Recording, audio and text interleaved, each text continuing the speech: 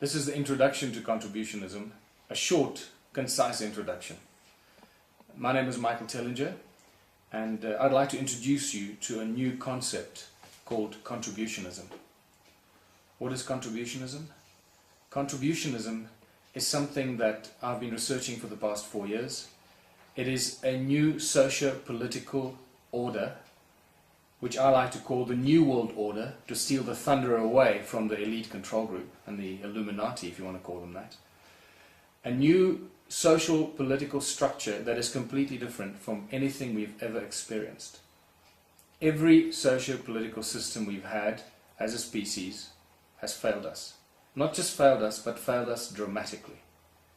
And we need to be wise, and we need to be strong, and we need to be smart, and realize that we cannot continue on the path we have for the past 6,000 years. We need something new, we need something fresh, something we've never tried before, because everything we've tried before has failed us so badly that we find ourselves in this terrible place that we are as a species on this planet. It is not a pretty picture right now. Contributionism is intended for a post-apocalyptic, a post-capitalistic, and a post-consumeristic world where people embrace spirituality, they embrace and understand the growth of consciousness and our growth towards the universal creator or source or the divine creator or God, and understanding that contributionism is a spiritual system that has moved beyond the social political structures we have had and embraced until now. So it's not an easy concept to explain, but what's important to try and grasp right up front is that it's based on a principle of oneness. We have been so traumatized as a species because we're constantly being told that we're different, we're separate, we're not the same, that others are different from you, that you, this unique individual. Well, that is actually the trauma that is causing us to be so separate and so alone and so stressed as a species. And the only way we're going to overcome this is to realize, like Edwin Schrödinger said, the number of minds in the universe is one. And not just him, but there have been many other great scientists and physicists and philosophers of the past that have said this. God is only one mind, and we're all part of the Creator. We're all part, infinite numbers of the Creator that form this beautiful planet and the beings in this universe. And contributionism is based on this simple principle, that we are not separate. We are all one. And once that sinks in, it is so much easier to step across and step outside of this prison that we've been conditioned to believe. The prison of money, the prison of capitalism, the prison of consumerism, that disgusting thing that we've been caught up in, consumerism, and buy, more shiny metal, more this, more that, more stuff that we don't need, and separate ourselves from God, separate ourselves from Source because of all this stuff that we want, and we forget the really big picture and the concept and the idea of growing and expanding our consciousness. So once you realize that we're all one, it's much easier to absorb and embrace consumerism. I mean, listen to me, consumerism. That's how conditioned we've become. Contributionism. It becomes much easier to embrace contributionism, where everybody contributes a little bit for the greater benefit of all. It's a very simple principle, but it has some very important fundamental structures that are very basic, but very, very sound, and you will be astounded. Hopefully, once you've finished watching all these DVDs and all these little video clips that I'm putting together, you'll be amazed at how simple and how easy it is to put the socio-political structure together. We must just believe and understand that we need to step out of this capitalistic, consumeristic paradigm. Now, that's the end of this first introductory little clip. and enjoy the next one.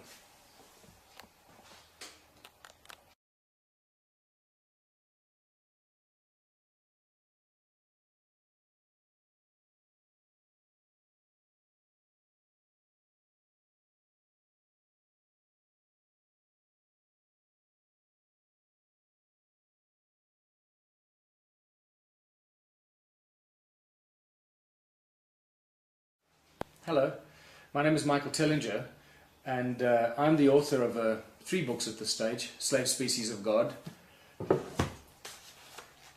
Adam's Calendar, and my new book that's about to go to print for release in 2010 is Temples of the African Gods. The reason I'm sharing this with you is because it's clear that I've been obsessed and very interested in the origins of humankind, ancient human history and so forth. And in the process of researching all these books and researching human origins and so forth, I stumbled upon some very interesting information and reached some conclusions that are really quite disturbing. And I need to share this information with you because it seems, and the evidence is overwhelming, that the human race has been manipulated and controlled for thousands and thousands of years. Controlled so subtly that it is not visible and not known to us by a small group of elite individuals that have really masterminded a very subtle control technique and mechanism to keep us enslaved and keep us dumbed down and not realize the greater picture and the bigger scope of the universe and life within the greater universe. And the reason I mention this to you once again is because I need to introduce you to a concept that I now refer to as contributionism. Contributionism as opposed to capitalism, as opposed to communism, as opposed to fascism, as opposed to consumerism, a brand new socio-political system that I would like to introduce to you and share the fundamental principles of the system before much more time goes by. I think it's painfully clear that every socio-political system we've had over the past 6,000 years, since the rise of our current so-called civilization, since the emergence of the Sumerians, when the Sumerians first mysteriously appeared with all their knowledge and information, we have now come to this point in time where things are not going well for us on this planet. We're a confused species on a planet. We don't know our origins. We don't understand our place in the universe. And there is a very desperate sense of anxiety that has sends shockwaves throughout this planet. In essence, if you step away from the planet and you look at it, it's quite obvious that the planet itself as a living organism and the people on the planet are living in a state of shock. We are both, as a species and as a planet, going through a state of shock. And when you're in a state of shock, you can't make clear decisions. For those of you that have studied to listen to Bruce Lipton, you'll understand that when you're in a state of shock, it shuts down the blood flow to your brain. And that affects not only the human race, but the planet as well. And so we've reached a stage in our evolution now that things are just so bad. There's so much unhappiness and so much sadness and so much anxiety and so much tension and so much stress among the humans on this planet that we cannot even conceive anything anything else than what we are trapped in right now. So I'd like to introduce to you the concept of contributionism. What I call contributionism is something completely different. It is a socio-political system we have never ever contemplated before. It is unlike communism, it's unlike capitalism, it's unlike consumerism, it's unlike anything we've tested or tried before. I call it a post-capitalistic, post-consumerism, post-apocalyptic proposal for a new world and a new world order. And I specifically use the word new world order because I understand that that is the word and the phrase that's being used by the control elite groups of this planet. And they're trying to introduce the so-called New World Order, which is a candy-coated solution for all our problems, but it will probably cause a lot more woe and despair in the financial circles and in the state of the human race as we know it today. So contributionism is something completely different. So what I'd like to do is by asking you, what is it that we need as a species? What do we need on this planet? And I've been studying this now since I started doing research on slave species of God, which is about at least 5 years ago, since starting to write it and doing the final stages of research. And then making the amazing discoveries of Adam's calendar and temples of the African gods, I realized that there were ancient civilizations on planet Earth that worked completely differently from the socio-political structures that we have today. Remember that money is not something that's part and parcel of human evolution. Money is not something that just mysteriously became part of our evolutionary system. That is what we've been led to believe. It has been sold to us so well that we believe that money is just a natural extent of evolutionary principles in the human race. That is not so. There was a point in time in human history that money was very cunningly and maliciously introduced to this human race, Homo sapiens, as a tool of enslavement. And that's very important for us to come to terms with and be comfortable with. That is not something that we developed because it was convenient and we needed money. Okay, so let's ask ourselves, the fundamental principles of contributionism is a world that functions without money, without any form of barter, and especially without the concept of value. Alright, so contributionism, no money, no form of barter, and no idea of value. Things have no value. Now just that statement alone is a tough statement for many people to digest. And I must admit that during my 4 years of research, a few years ago when I first started researching this in small groups of up to 20 people around dinner evenings, it got quite heated, and I was almost attacked on a few occasions by people asking me, oh, how dare you suggest you want to take away everything I've worked for all my life? Well, that is exactly not what contributionism is all about. What contributionism is all about, and it gets really tough here, is that everyone has everything they need. Whatever it is you want, you have. I know it sounds like a utopian dream. Believe me, it's not. The reason we immediately think it's a utopian dream, because every decision we make in this world today, every decision we make, everything we contemplate, every business idea we have is directly linked and controlled by the way that we've been molded in a capitalistic world. And all our thoughts and plans are directly linked to capitalistic and financial principles. What's in it for me? If I do this, what am I going to get out of that? And so forth. And those are very subtle but very powerful forces that play here. So let's go back. What do we need? What do we as a species, as humans, as people living on this planet need? We need love. We need food. We need shelter. We need health. We need education. We need security. We need music. We need water. We need energy. We need clothing. We need plants. We need tables and chairs. We need pots and pans. We need transport. We need birds. We need fruit. We need wonderful things. We need friendship. We need everything you can think of. The one thing we don't need is money. That is very, very important. We do not need money. Many people instinctively say, well, to have all this stuff you need money. That is wrong. It's not true. Do not believe it. Do not fall into that trap. We do not need money to have any of these things. This is very, very important. A fundamental principle of contributionism.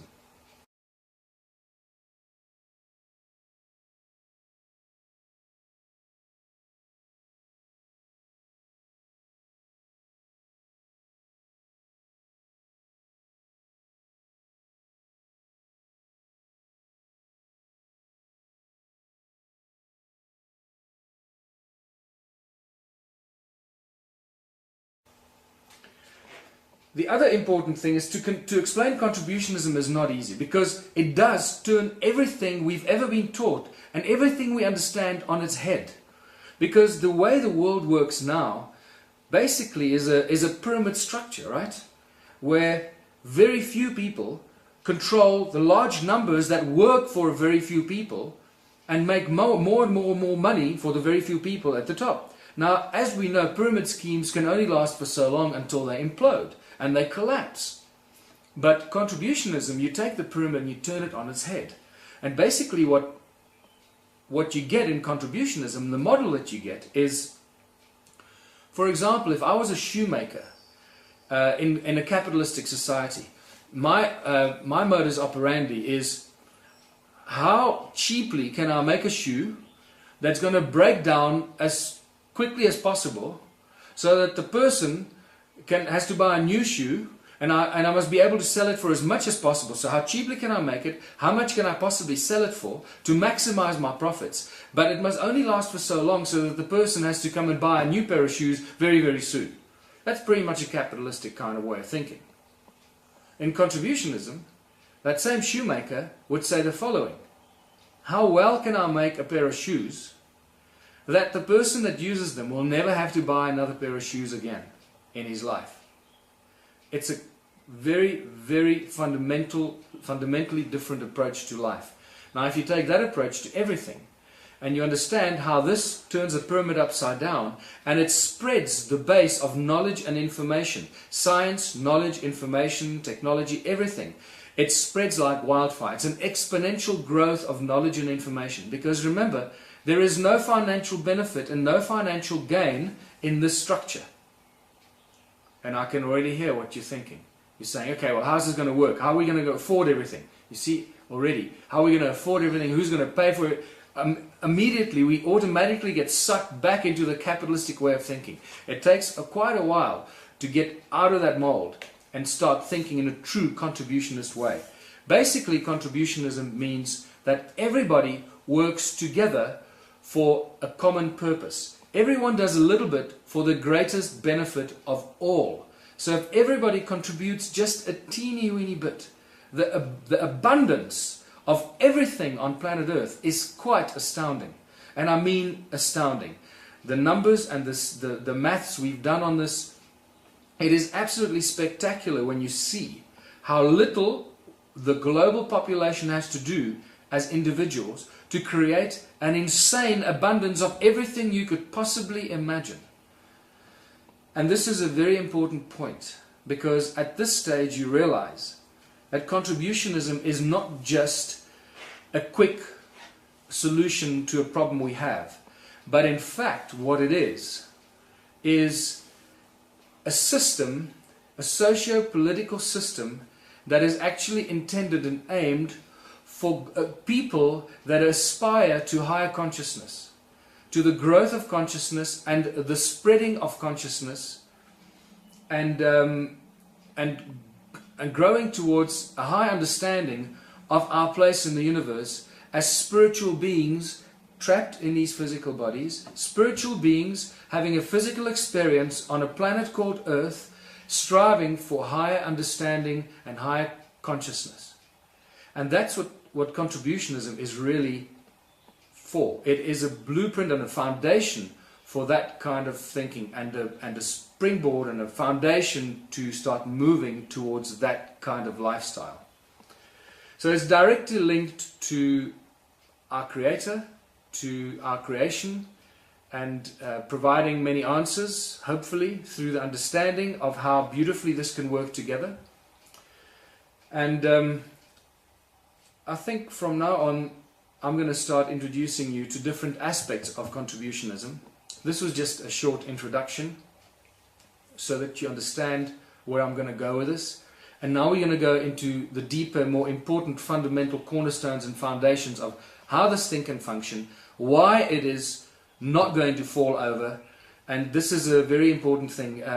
In the 4 years of research I've done here, is that everybody is concerned that it's not going to work, it's going to fall over, it's going to be exploited and so forth. Well, if I'm a lazy son of a bitch, I'm just going to sit on my ass and do nothing. Well, these are the obvious kind of things that people ask, because that's how conditioned we have become through the capitalistic system.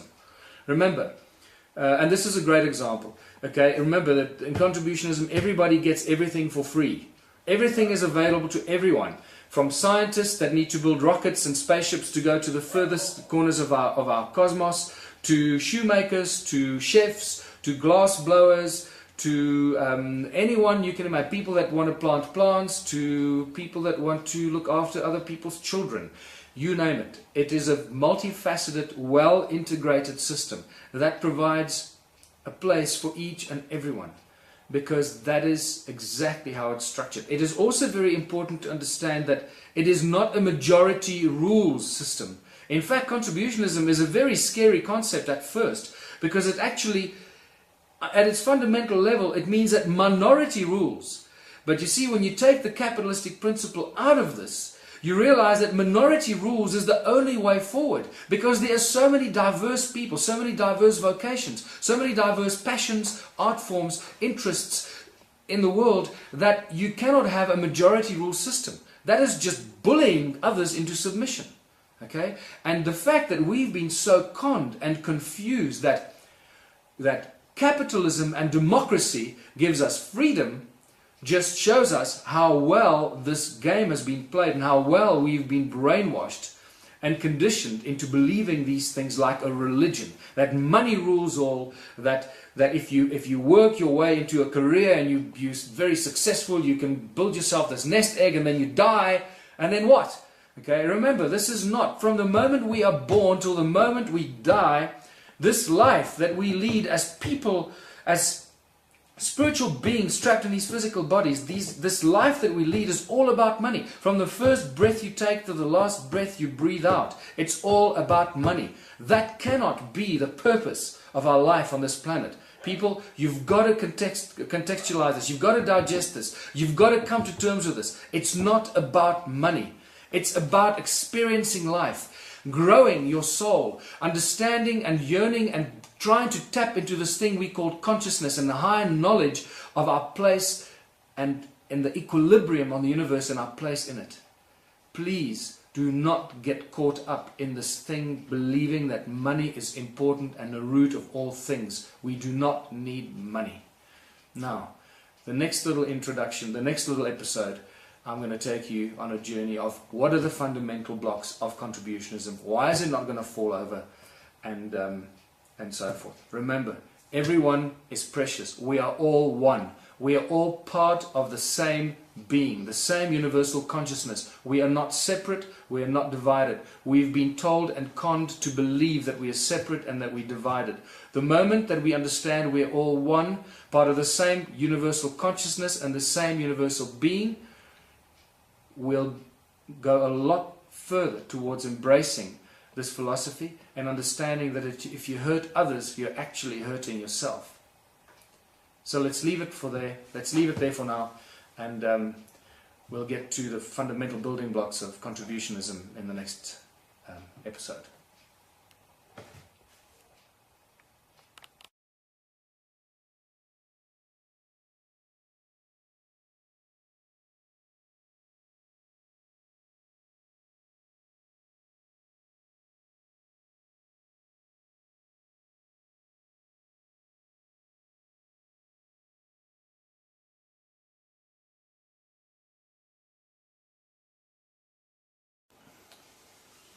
Hello, welcome to the next segment of unfolding and unpacking the concept of contributionism. Some of you may be confused at this stage, and I know that many people are very excited about this concept, and I'm going to try and unpack it as well as I can. I'm not going to read this, I'm not going to write it down and then read it to you. I'm just going to share it with you as it comes to mind, as the thoughts come to me, based on the research and the work that I've been doing around this, and the pitfalls and the upsides and so forth. So in this next little segment, first thing I'd like to say to you is, imagine a world where everybody could follow their passion, follow their dream, follow their talent, their natural ability that they've been blessed with as a human being, whatever that ability may be. Because in essence, that's what we should be doing. And the brutally, horribly disgusting reality is that that's what we are not doing. We suppress all our natural abilities and our natural talents. Well, that is the system, the capitalist and the socio-political system that we find ourselves in on this planet. That is structured so that the first thing it does, it suppresses all our natural abilities, and it forces us to be educated with a whole bunch of stuff that we're not necessarily interested in, and then it forces us into a career that most people are either not really 100% happy with, but they do it because it's a good career and they'll make a lot of money, so that's why they go for it. Or they don't have a career and they just try and get a job or try and do anything to make money. So once again, you see, it's all about money. From the first breath we take to the last breath we breathe out, it's all about money. So imagine if we can just wipe that away, clear the table and say, what is it if you had to wake up tomorrow morning and do whatever it is you're passionate about? Whether it's planting trees, whether it's blowing glass, whether it's finding scientific solutions for new energy, whatever it is, you can wake up tomorrow morning and follow your passion, follow your natural abilities, your natural instincts. That is what contributionism in essence is all about. Now I know many people instantly say, oh, it's not going to work, it can't work. Well, let me reassure you, it can work, it will work, and it does work. We have been brainwashed into believing that it cannot work, and you've got to get that out of your mind. You have to get that out of your system somehow, because this is probably the closest kind of system that the universe operates on. Just imagine other planets, other star systems, other beings on other planets using the concept of money. It's absolutely ludicrous. It's just insane for us to contemplate that. So there's a very well-known statement that people make in the society that we live at the moment. And that statement you hear almost on a daily basis, especially if you function in the world of business or finance or investment. And that expression is, it is not financially viable. No, we can't do that because it's not financially viable. No, it's not going to work because it's not financially viable. We hear it all the time. Every entrepreneur that's ever tried to do anything, everybody, any creative person that wanted to follow their passion or do this or do that, has at some stage walked into a banker and a statement from a funder or a financier that says, sorry, we can't help you because it's not financially viable. Well, it may be an innocent little statement to many people, but unfortunately, in my perspective and from my point of view, it is the cancer that keeps us enslaved. Because in that statement lies a dark, deep reality that we need to explore. And if you turn that statement around, in essence what it really means, it is not financially viable.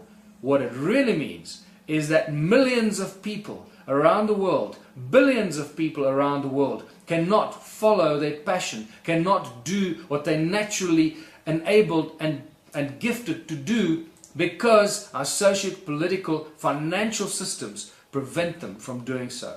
Now, as you know by now, that is putting people and the system, the organism we call human beings, under a tremendous amount of stress. And when you put people and cells under stress, it's called dis-ease, and it becomes a cancerous growth. And that's what we're struggling with. It is not financially viable as a cancer we need to eradicate from our vocabulary and from the system that we operate in on this planet. So, imagine you can wake up tomorrow morning and do whatever it is that you're most naturally predisposed to doing.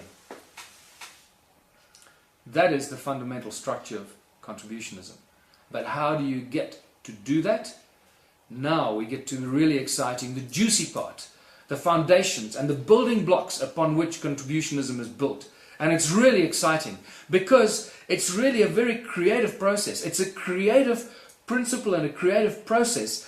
And everyone and anyone that so far in my 4 years of research has become involved in this get as excited about it as I do, because it's exactly that. And remember, creation is part of God. It's part of the creative spirit. The moment you create and the moment you allow people the freedom to create and express their natural ability and creativity, you are growing. You're growing in consciousness. You're growing in spirituality. You're growing closer to God and understanding the bigger things that we don't understand yet, and so forth. So very clearly and very quickly you can see that contributionism is a very spiritual kind of system based on the continuous growth of consciousness and this constant spread of love and spread of knowledge and spread of information, so that it grows exponentially upwards. The four cornerstones, the way that I've structured it in contributionism, are very basic, and it's from those four cornerstones that most other things arise and spring up and become subsections of. And those four are pretty much fall into Maslow's hierarchy. Same kind of thing. Food, shelter, health, education. And then you get security, either the head or the tail. Security, legal systems, legal structure.